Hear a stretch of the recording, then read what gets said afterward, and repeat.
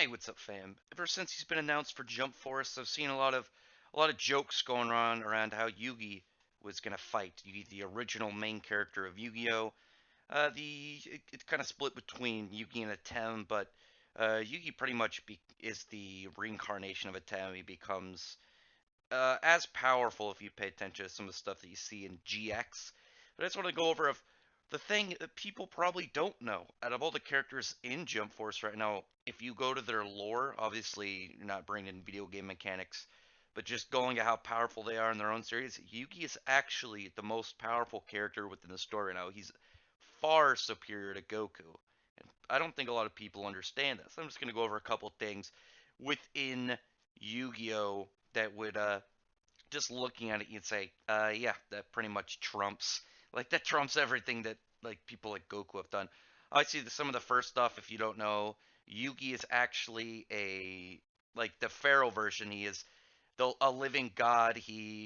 There's a reason that he was able to summon other gods within the Yu-Gi-Oh world, and the gods like Ra, god of the sun. Oh god, the image is so huge. Hang on, let me try and resize this real quick. I'm hoping they're not all going to end up just gigantic. Ra, god of the sun, Osiris, god of the heavens, and Obelisk, god of the earth. Because a lot of the characters before they were cards were actually monsters, and the reason that the card game kind of got brought back was Maximilian Pegasus not knowing what he was doing and resurrecting an ancient Egyptian shadow game. But when you look at some of the Millennium World kind of flashback arc when they do time travel fuckery sort of, they explain how it used to be how instead of cards they had like monsters sealed in giant stone slabs, and later actually they have Zork, who is like this evil god. He's like the god of like malefic like worlds and darkness and hatred and all the bad stuff you'd think, as he looks and he understands that the pieces of paper, the cards, are actually have the energy that's used to summon these things in them.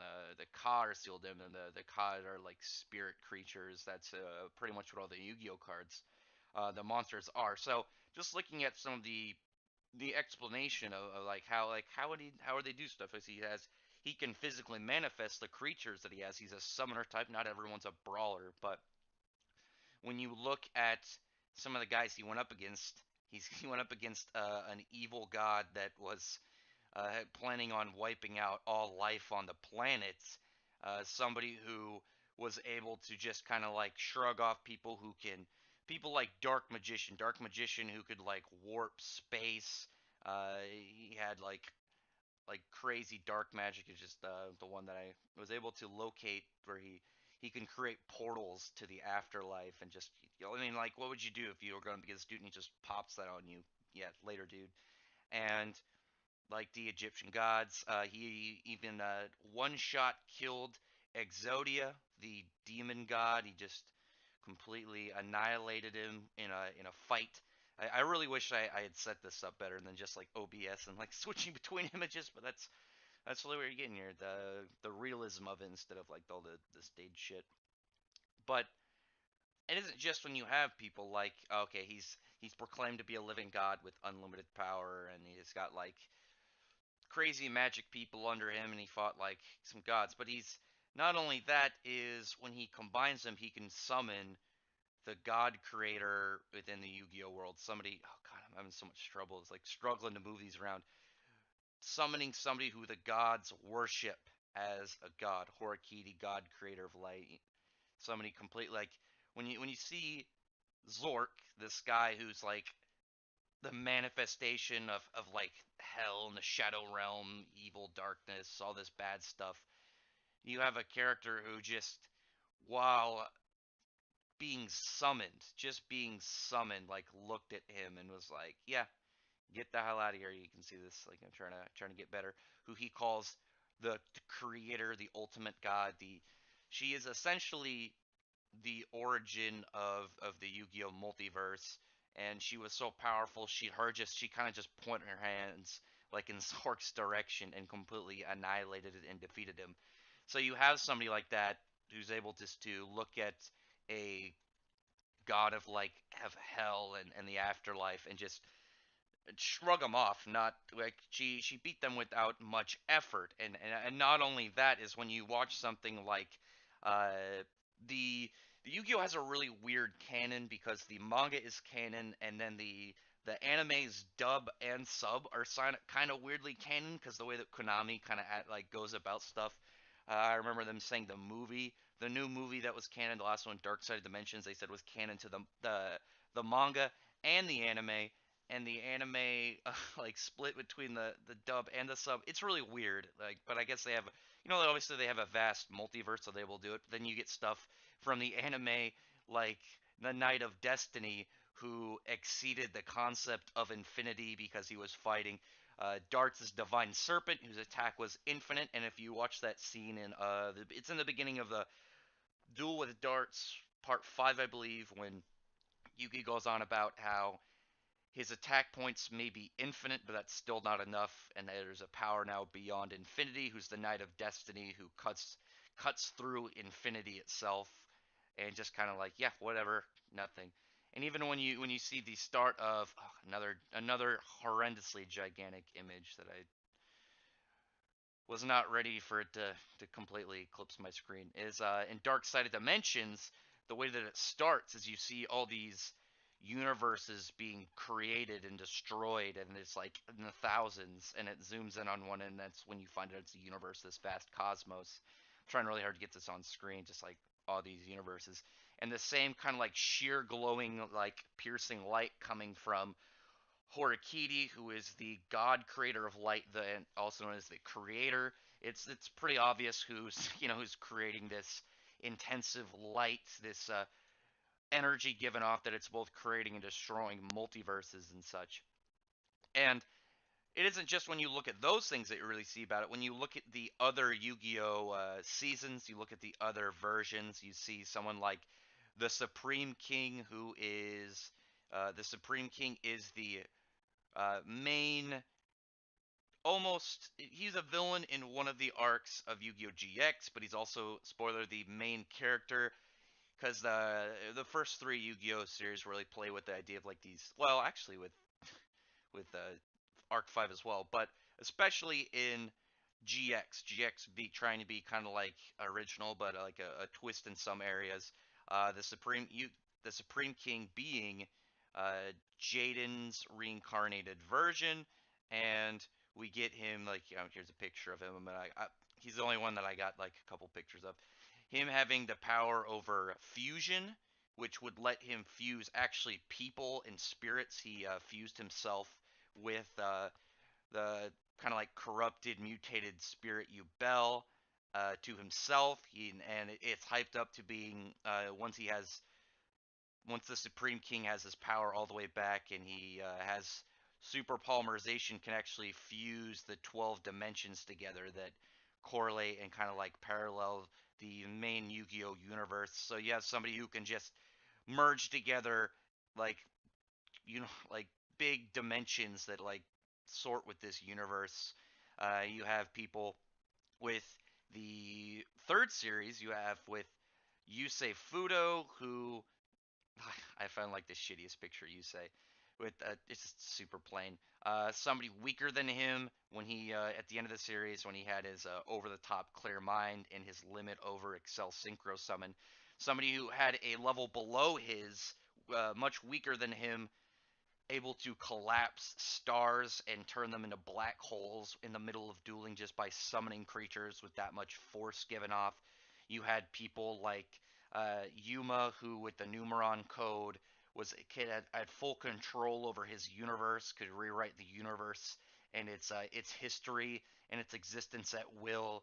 And then you had obviously with the fifth series, you had someone like Zark, who just by existing was able to pull together four universes into the same reality, trying to fuse them back into the original universe that they were after they were split in between uh, the normal fusion, synchro, and Xyz universes, and it just goes to show, like, if you don't actually know, for those who don't actually watch Yu-Gi-Oh, Yu-Gi-Oh goes batshit weird with their power levels all the time. It's nothing new.